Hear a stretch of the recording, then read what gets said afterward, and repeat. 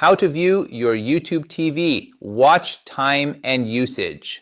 Hello and welcome. In this video, we're going to discuss how to view your watch time and usage on YouTube TV. Understanding how much time you spend watching can be helpful for monitoring your habits or just out of curiosity. Let's find out where to find this information. Viewing your specific watch time and detailed usage statistics for YouTube TV is not as straightforward or as detailed as viewing regular YouTube watch history. YouTube TV's focus is on the live TV and DVR experience. While you can see your watch history of individual programs you viewed in your Google account activity, there isn't a dedicated watch time summary feature specifically within the YouTube TV app or website that aggregates the total hours you've spent watching live or recorded content.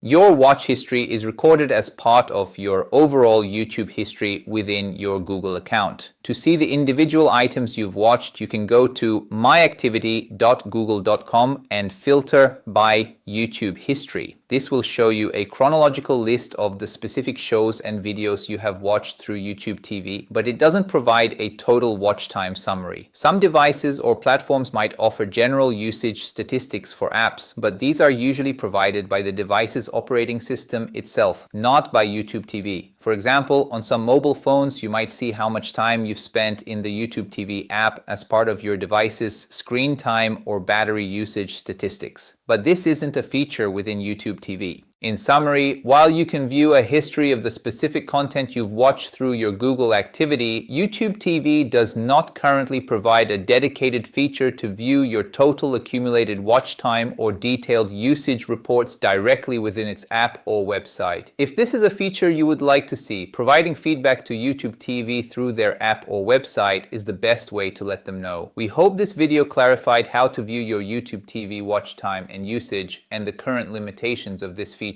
If you found this information useful, please give the video a like and consider subscribing to our channel for more helpful tips and guides.